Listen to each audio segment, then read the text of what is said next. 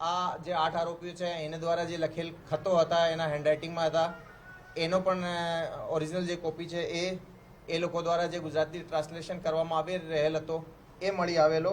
સાથે સાથે જે ટેરર ફંડિંગના નામે એ જે અહેમદ અને ઇબ્રાહિમના જે પૈસા મળ્યા હતા એમાંથી જે બાકી રહેલ 1,30,000 રૂપિયાની પણ રિકવરી કરવામાં આવેલી.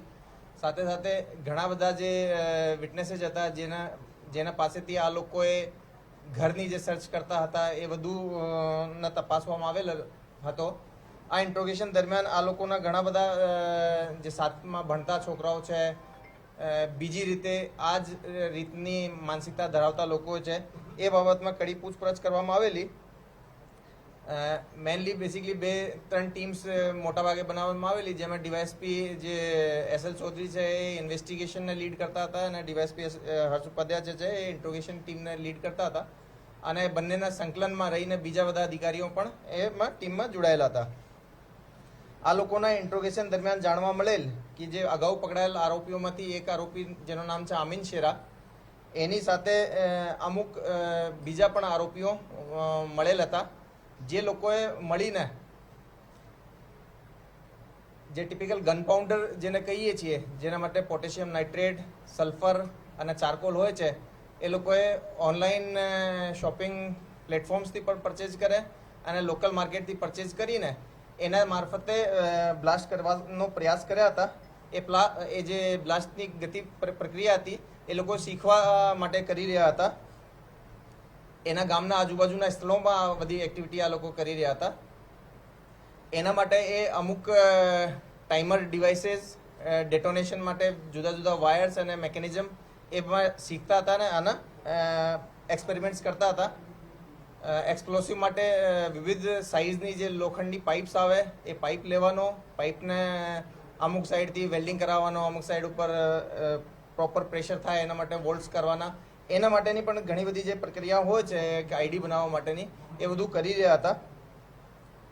આજે બ્લાસ્ટ કરવાની કામગીરી છે એમાં અમીન શેરાન સાથે સાથે અહેમદ અને જકરિયાને પણ એના બાબતમાં ખ્યાલ હતો અને એમાં બીજા 5 આરોપીઓની પણ આઈડેન્ટિફિકેશન થઈ, જેના નામો બિલાલ આબિદ શેરા, મોહમ્મદ અબ્દુલ કડીવાલ, મોહમ્મદ અયુબ સુણસરા, સઈફ રઈસ મુખી અને મોહમ્મદ હસન હનીફ કારડિયા. એ 5 આરોપીઓની પણ આઈડેન્ટિફાઈ કરવામાં આવેલા. એ જે 5 આરોપીઓ છે મુખ્યત્વે સિદ્ધપુરની આજુબાજુના ગામડાઓથી, વડગામ બનાસકાંઠામાં હતા. એની ધરપકડ કરતી વખતે એમાંથી એક આરોપી બિલાલ આબિદને અમે અમદાવાદથી લીધા. એ જમિયત ઉલ ઉલુમ મદરસા ગઢાથી ભણેલ છે. અયુબ કડેવાલ દેવબંધ સહારનપુરમાં પણ ભણેલ છે અને સાથે સાથે ખડિયાસન અબુલ હસન મદરસામાં પણ હતો. મોહમ્મદ અયુબ સુણસરાને અમે દારુલ ઉલુમ માટલીવાલા ભરૂચથી લીધા છે. શફી રઈસ મૂકીને હાલમાં દાબેલ નવસારીથી લીધેલા છે અને મોહમ્મદ હસન હનીફ કરડિયા એને પણ દારુલ ઉલુમ માટલીવાલા મદરસા ભરૂચથી લીધેલા છે. એ રીતે ઘણી બધી જગ્યાઓ પર આ જે છે ઓપરેશન ચાલતો હતો. એમાં દરેક જગ્યાની જે લોકલ પોલીસ છે આની પણ મદદ લેવામાં આવેલી.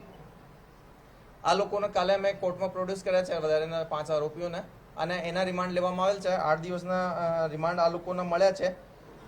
શરૂઆતમાં જાણવા મળેલ છે કે જે બિલાલ છે, બિલાલ દ્વારા આમીનને શરૂઆતી 3 વર્ષ પહેલાં એક પેનડ્રાઈવ આપવામાં આવેલી હતી, જેમાં મૌલાના મસૂદ અઝહર અને જૈશ એ મોહમ્મદનો જે બીજો જે લિટરેચર છે એનો એ બહુ મોટો કમ્પાઇલેશન છે.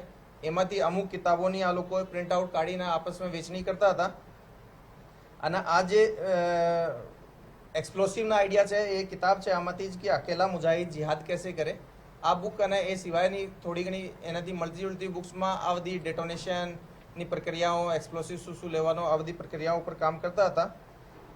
કુલ મલાઈને કહી શકાય કે આ ગુજરાત એટીએસની કામગીરીથી એ કે એ મોડ્યુલ જે કે બહારથી પણ સંપર્કમાં હતો અને જાતેથી અહીંયા પણ લિટરેચરના બેસિસ ઉપર એક્સપ્લોસિવ માટે એક્સપેરિમેન્ટ કરતો હતો.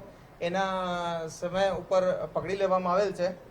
તો કુલ મળાઈને એમાં 13 આરોપીઓની હાલ સુધી અટક થઈ ગઈ છે.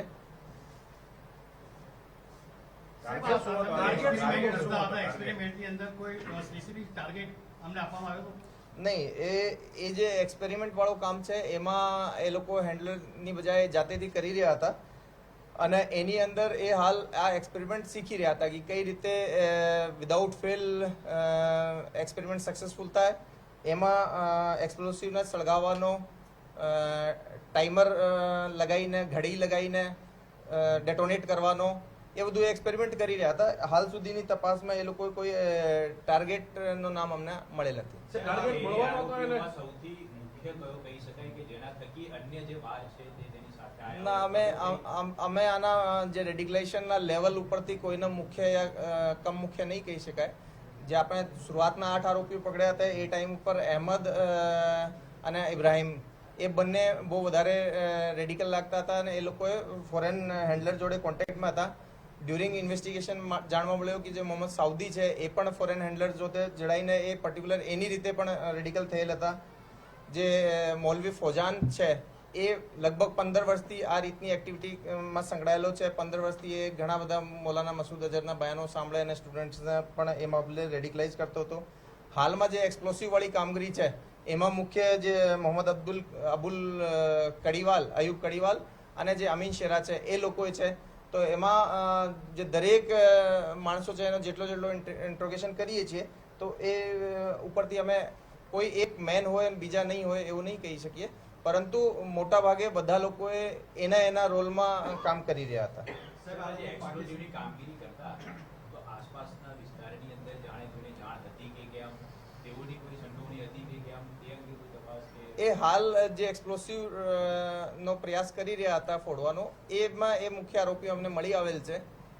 પ્રાથમિક રીતે જે સાઇટ્સ ઉપર એ લોકોએ આ એક્સપેરિમેન્ટ કરતા હતા એ અવાવરું અને દૂર દરાજની જગ્યા છે જ્યાં અગર કોઈ ચીજ સળગે યા પછી થોડી બ્લાસ્ટિંગની આવાજ આવે તો થોડો ઓછા લોકોને ખબર પડે, પણ તેમ છતાંય જે લોકો એમાં ઇન્વોલ્વ બીજા પણ અમને ડ્યુરિંગ ઇન્વેસ્ટિગેશન મળશે તો એના પણ અમે કાર્યવાહી કરશું. ટાર્ગેટ સાહેબ મળવાનો હતો ભવિષ્યમાં?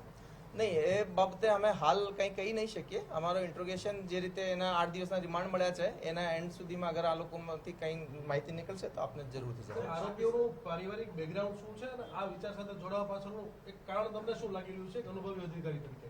નહીં, એ રીતે અમે કંઈ જનરલાઇઝ આપણને નહીં કહી શકીએ, પરંતુ આ લોકોએ ઓનલાઈન સોશિયલ મીડિયાથી ઘણી બધી ચીજોથી પ્રભાવિત થતા હતા અને ઘણો બધો લિટરેચર્સ જે એ રીતના રેડિકલ લિટરેચર જે વાંચતા હતા એને લીધે એ લોકોએ આ રીતની માનસિકતાના શિકાર હતા. આ લોકો પાકિસ્તાનમાં જે હેન્ડલર છે એની સાથે કેવી રીતે વાતચીત કરતા, ચેટ કરતા એવું કંઈ સામે આવ્યું છે? એ પહેલા જ્યારે પ્રેસ થઈ હતી ત્યારે અમે કીધા હતા કે આ બંને જે લોકો છે પહેલા ઇન્સ્ટાગ્રામ ઉપર અને પછી ટેલિગ્રામ ઉપર એ લોકોએ એમાં કોન્ટેક્ટમાં હતા અને વોટ્સએપ ઉપર પણ કોન્ટેક્ટમાં હતા. પારિવારિક બેકગ્રાઉન્ડ જનરલ જુદા જુદા લોકોના છે. છૂટક મજદૂરીથી માંડીને મૌલવી મદરસામાં કામ કરવાવાળા અને નાના મોટો બિઝનેસ કરવાવાળી પાર્ટીઓ છે. ભણેલા કેટલું છે અને ક્યાં ભણેલા છે? આ બહુ ઓછા જે ફોર્મલ એજ્યુકેશન છે આ લોકોની વધારે નથી થયેલી. મોટા ભાગના હાફિઝ અને આલિમનો કોર્સ જે છે મદરસાઓથી કરતા હતા. 5 આરોપી પકડાયા, એનો કોઈ રિમાન્ડ મળેલા?